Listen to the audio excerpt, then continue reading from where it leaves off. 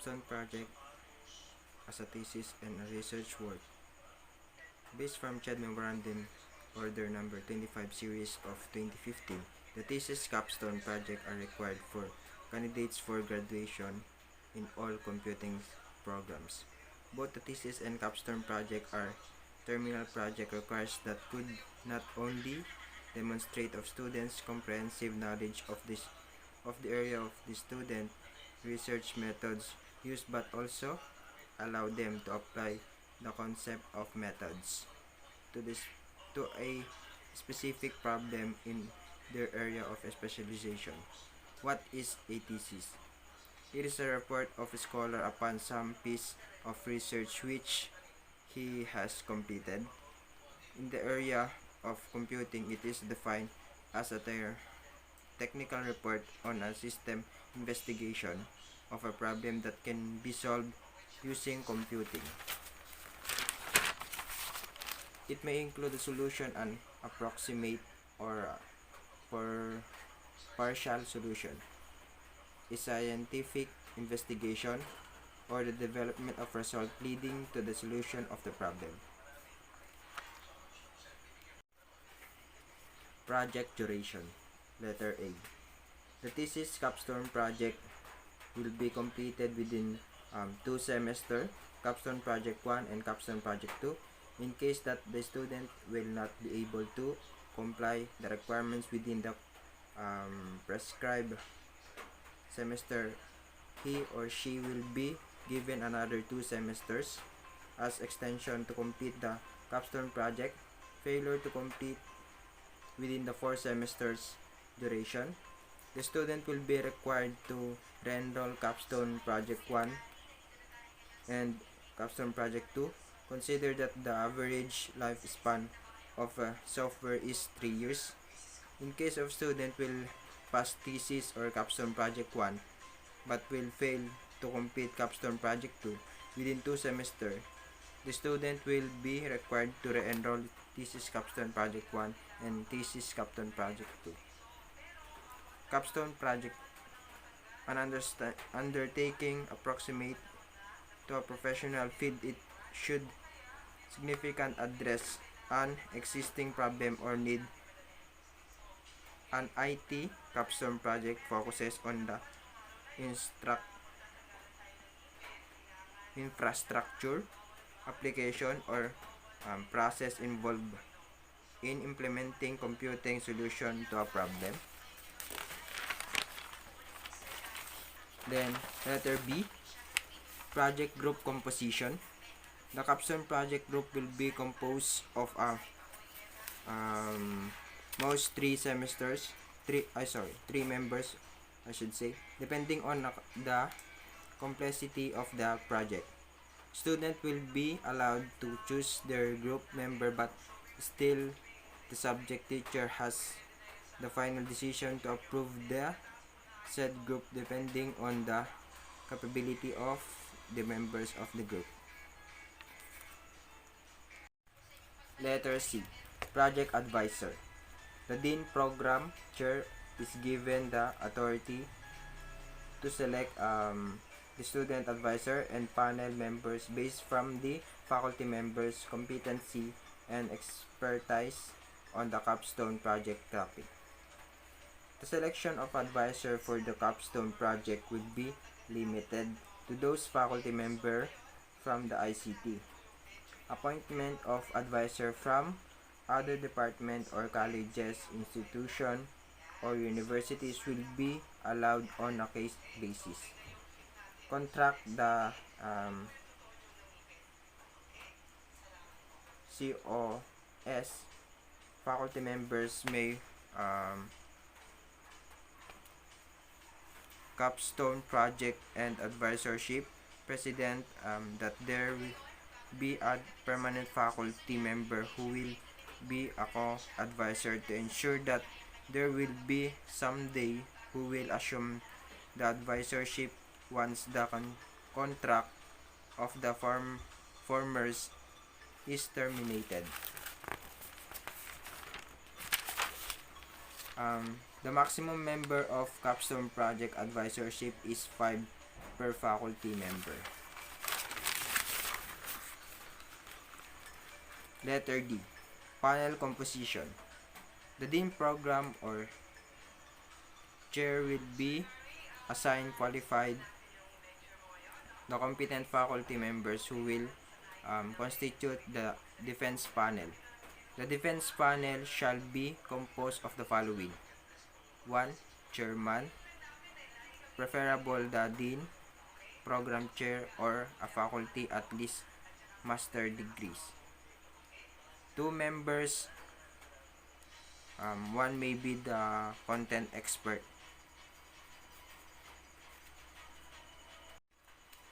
Letter E. Duties and responsibilities of the panel chairman.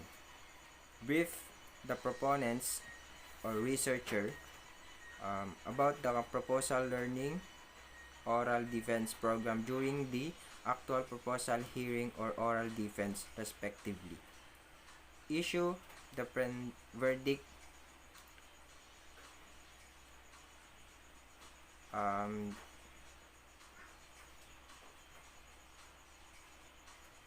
the virology is an unanimous decision among the 3 members of the thesis or capstone project proposal hearing or oral defense panel. Once issued, it is final and move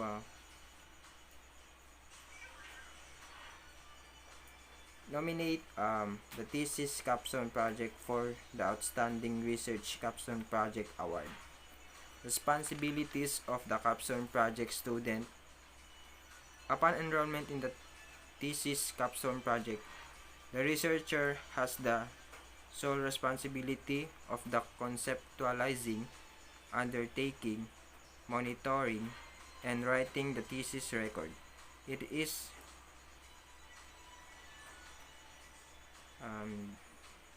necessary for a researcher to learn the necessary skill and competence in the conduct of the research, although there will be an assigned advisor who will guide the student researcher in the conduct of the study. It is not advisor's responsibility to feed everything to the researcher because it depends the purpose of teaching a researcher to be independent and to be competent. Besides, it will be the researcher who will present the result of the study in the final oral defense and not the teacher advisor. CCS ICT Intellectual Property Policy. The college adopt of the university research development intellectual property policy and guidelines, treasuring the substantial creative innovativeness and intellectual contribution of the faculty, research and support staff as well as student in the creation of intellectual property. The university adopts guidelines of Intellectual Property Office of the Philippines. Verdicts. There will be 4 possible verdicts after the proposal defense. That verdicts is an unanimous decision among the 3 members of the panel committee. Once issued, it is final and irrevocable. Approved minoration are necessary, but they do not have to be presented in front of the check by all panelists. 86 to 100. Approval with revision. Major revisions shall be incorporated in the final copy of the revised project proposal summary.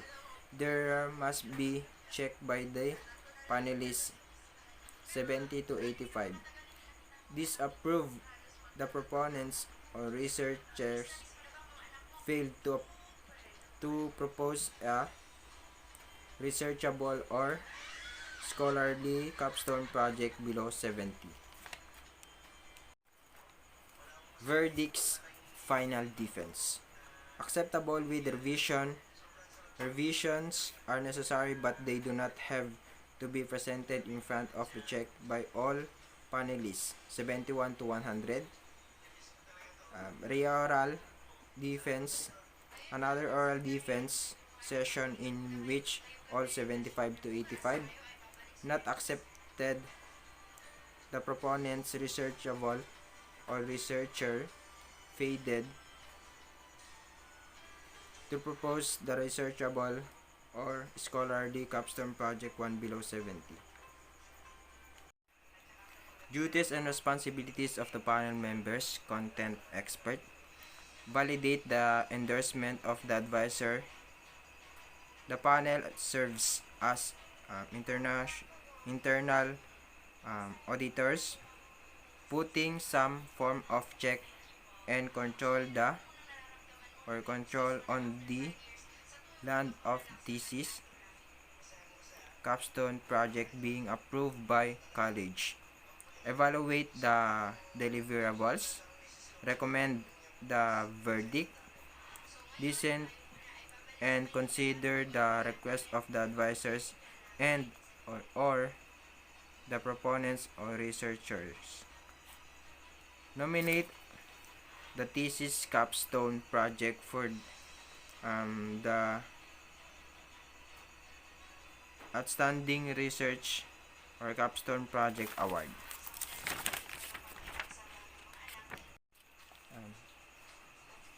Letter J. Thesis Capstone Project Presentation. As recommended by the Philippine Society of IT Education or ASIT, Research Committee public presentation is required. It should be school-based presentation open for public viewing. Letter K. Thesis Capstone Project Turnover. Project turnover is limited to the software developed, not including the equipment used during implementation as stated in the MOU.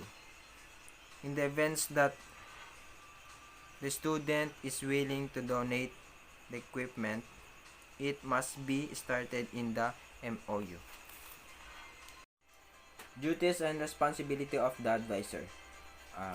Meets the team regularly, at least twice a month. Note, the team must seek proper appointment to answer the question and help resolve impasses and conflict. Advisor must remind the proponents, researchers, to do their work properly. Reviews truly all deliverables at every stage of the research capstone project to ensure that they meet the department's standards. The advisor may also require his or her proponents or researcher to submit progress report regularly. Recommended or recommends the proponent researcher for proposal hearing and oral defense. The advisor should not sign the proposal hearing notice and oral defense notice if she or he believes that the proponents or researcher are not yet ready for proposal hearing and oral defense respectively. Does the proponents or researcher fall in the proposal hearing or oral defense? It is partially the advisor's fault. Ensure that the study proposed by the student conforms to the standard of the college and has immediate or potential impact on the research trust the university. Guides the research capstone project student in the following tasks while in the proposal stage. Defining the research problem objectives in clear specific term. Building a working bibliography for the research. Identifying variables and formulating hypotheses if any. Determining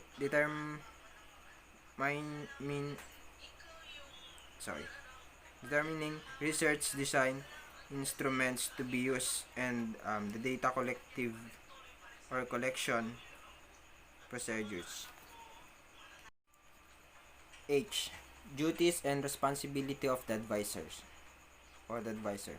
Clarify points during the proposal hearing and oral defense. Ensure that all required revisions are incorporated into the approximate documents and or software. Keeps informed of the schedule of research capstone project activities, required deliverables, and deadlines. Recommends to the proposal hearing and oral defense panel the nomination of his or her research capstone project for an award. As a special advisor, he or she is responsible to be a provider, an encourager, a dictator, a pushy boss, a commentor, or connector, I should say, an employment agency. Letter L. Thesis, capstone project grading system. The final grade of each proponent will be or will comprise of the following. Average grade of the panel members, that is 30%. Subject teacher, that is 30%. Advisor of the capstone project group, 30%. Peer grading, 10%. A total of 100%. System and manuscript defense, capstone project output or group grade using system prototype, rule,